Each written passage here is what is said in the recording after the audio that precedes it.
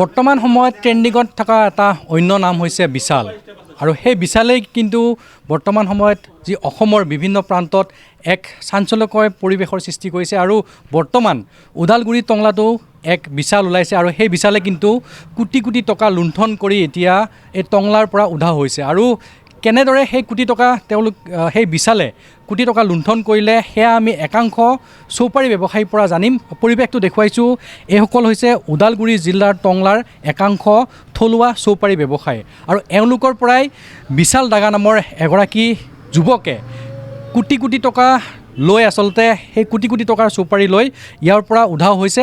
তাৰ পিছত কিন্তু এই লোকসকলে মূৰে কপালে হাত দিব লগা হৈছে, কাৰণ কিয়নো তেওঁলোকৰ সাঁচতীয়া যিসমূহ মূলধন আছিলে সেইসমূহৰে তেওঁলোকে এই চুপাৰীসমূহ বিভিন্ন স্থানৰ পৰা ক্ৰয় কৰি সেই বিশাল ডাগাৰ ওচৰত তেওঁলোকে বিক্ৰী কৰিছিলে। কিন্তু বিক্ৰী কৰাৰ পিছত চতুৰ বিশাল ডাগাই সেইসমূহ বিক্ৰী কৰি কোটি টকা লৈ ইতিমধ্যেই উধাও হৈছে এই ওদালগুৰি জিলাৰ টংলাৰ পৰা। আৰু তাৰ পিছত কিন্তু তেওঁলোকে উপায়ন্তৰ হৈ যি ওদালগুৰি আৰক্ষী প্ৰশাসন বা টংলা আৰক্ষী প্ৰশাসনত তেওঁলোকে সহায় বিচাৰিছিল। তাৰ পিছতো যেন বৰ্তমান এবছৰ হ'ব হ'ল, এতিয়ালৈকে তেওঁলোকে কোনো ধৰণৰ সুফল পোৱা নাই। তেওঁলোকে এতিয়া সেই যিহেতু অকল মূলধনেৰে তেওঁলোকে সেইখিনি টকাৰে তেওঁলোকে সেই ব্যৱসায় আৰম্ভ কৰিছিলে, যিহেতু তেওঁলোকৰ মূলধনো নোহোৱা হৈ পৰিল, এতিয়া তেওঁলোকে অন্যান্য দিন হাজিৰা কৰি বা বিভিন্ন স্থানত তেওঁলোকে কাম কৰি এই চৌপাৰী ব্যৱসায়ীসকলে এতিয়া দিন বা তেওঁলোকৰ জীৱন জীৱিকা চলাব লগা হৈছে। মোৰ লগত ইয়াৰ একাংশ ব্যৱসায়ী আছে, তেওঁলোকৰ পৰাই পোনে পোনে মই কিছু কথা জানিবলৈ চেষ্টা কৰিম। যিহেতু বৰ্তমান সময়ত আপোনালোকৰ অৱস্থা পানীত হাঁহ নচৰা অৱস্থা, কিয়নো আপোনালোকে এসময়ত চৌপাৰী ব্যৱসায় কৰিছিলে, তাৰ জৰিয়তে আপোনালোকে পৰিয়াল পোহপাল দিছিলে, কিন্তু বৰ্তমান সময়ত যিহেতু বিশাল ডাগাই সকলোখিনি লৈ গ'ল আপোনালোকৰ পৰা, আপোনালোকে এতিয়া কেনেদৰে সেই বিশাল ডাগাৰ পৰা কি বিচাৰিছিলে বা বৰ্তমান সময়ত কি পৰিস্থিতি হৈ আছে? ধন্যবাদ। আপোনালোকক এই গৰমৰ মাজত আহি আমাৰ লগত সহযোগ কৰাৰ বাবে ধন্যবাদ দিছোঁ। আমি ক'বলৈ ভাষা নাই।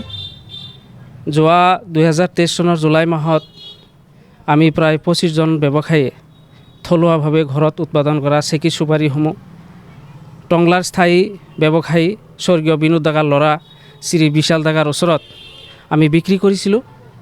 বিক্ৰী কৰাৰ পিছত জুলাই মাহৰ পৰা অক্টোবৰ মাহৰ 15 তাৰিখলৈ আমাৰ লগত লেনদেন মানে ঠিকে কৰিছিল।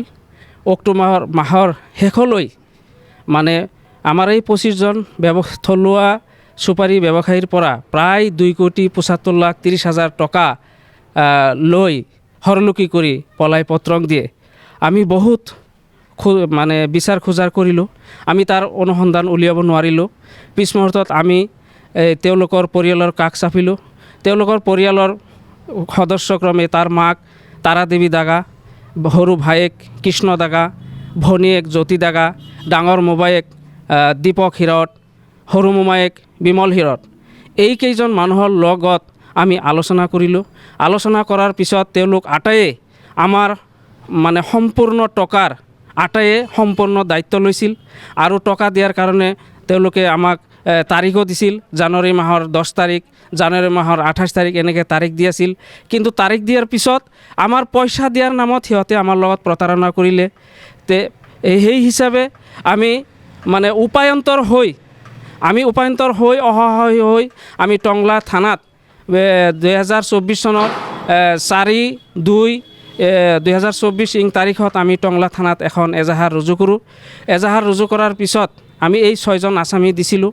6জন আসামী এতিয়ালৈকে এজন আসামী 1 বছৰ পাৰ হোৱাৰ উপক্ৰম হ'ব, এতিয়ালৈকে এজন আসামীক ধৰিবলৈ সক্ষম হোৱা নাই। ইয়াৰ কি ৰহস্য আমি বুজি পোৱা নাই আৰু কি ৰহস্যজনকভাৱে সেই এজাহাৰৰ পৰা বিশাল ডাগাৰ বাহিৰে বাকী 5জন আসামীৰ নাম কেনেকৈ কৰ্তন হ'ল আমি বুজি পোৱা নাই। গতিকে সংবাদ মাধ্যমৰ জৰিয়তে আমি অসমবাসী ৰাইজৰ ওচৰত এইটো আমি মানে বিচাৰ খুজিছোঁ যে আমি অসহায় দুৰ্ভগীয়া, আমাৰ যিখিনি মূলধন আছিল মূলধনখিনি শেষ কৰি লৈ গৈছে। আমাৰ ল'ৰা ছোৱালীৰ অৱস্থা নাই, আমাৰ মানে অৱস্থা একদম পানীত হাঁহ নচৰা অৱস্থা হৈছে। ল'ৰা ছোৱালীৰ ফিজ পাতি দিব পৰা নাই, তেওঁলোকে স্কুল কলেজত পঢ়ে, তেওঁলোকৰ ফিজ পাতি দিব পৰা নাই, এনেকুৱা অৱস্থা হৈছে।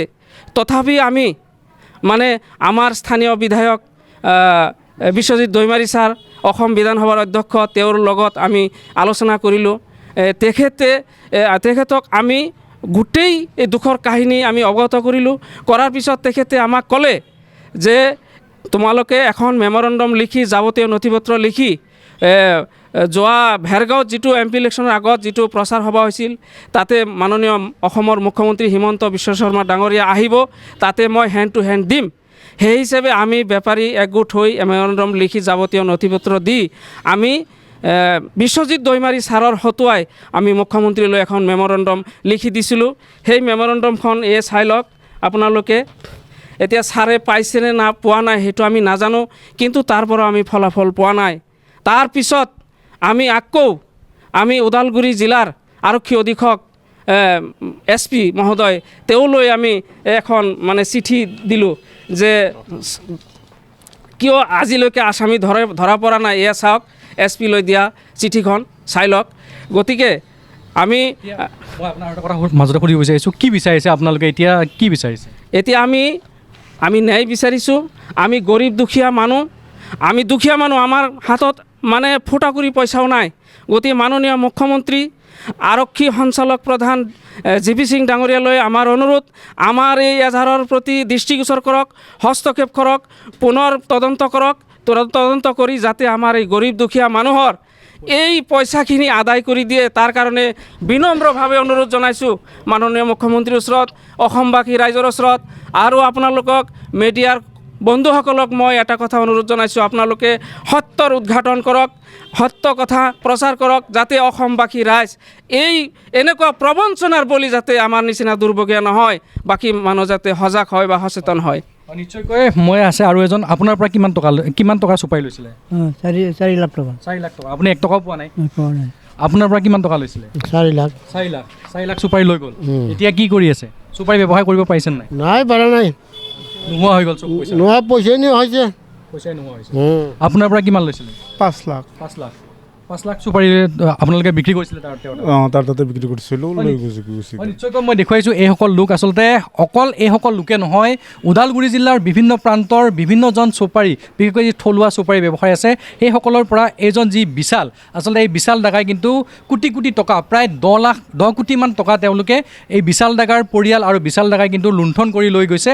আৰু লৈ যোৱাৰ ফলত কিন্তু এতিয়া বিশেষকৈ এইসকল যি চুপাৰী, থলুৱা চুপাৰী ব্যৱসায় আছিলে, তেওঁলোকে বৰ্তমান তেওঁলোকৰ পানীত হাঁহ নচৰা অৱস্থা হৈছে। কাৰণ কিয়নো তেওঁলোকৰ যি যাৱতীয় পুঞ্জি আছিলে বা যিখিনি টকাৰে তেওঁলোকে ব্যৱসায় কৰিছিলে, সকলোখিনি সেই ব্যৱসায়ত লগাই বিশাল ডেকাৰ ওচৰত তেওঁলোকে বিক্ৰী কৰিছিলে। তাৰপিছতো যেন বিশেষকৈ অসম আৰক্ষী এতিয়া বৰ্তমান সময়ত কিন্তু তেওঁলোকে বিফল হোৱা বুলি তেওঁলোকে অভিযোগ উত্থাপিত কৰিছে। কাৰণ কিয়নো আজি এবছৰ হ'ল, এবছৰলৈকে কিন্তু এই যি দোষী আচলতে এই দোষীক তেওঁলোকে শাস্তি দিব পৰা নাই বা দোষীৰ পৰা কোনো ধৰণৰ তেওঁলোকে সুফল পোৱা নাই। সেই গতিকে তেওঁলোকে এটাই আশা প্ৰকাশ কৰিছে, যাতে এই বাতৰি সম্প্ৰচাৰ হোৱাৰ পিছত যাতে দোষীয়ে উচিত শাস্তি পায়, তাকে তেওঁলোকে আশা প্ৰকাশ কৰিছে।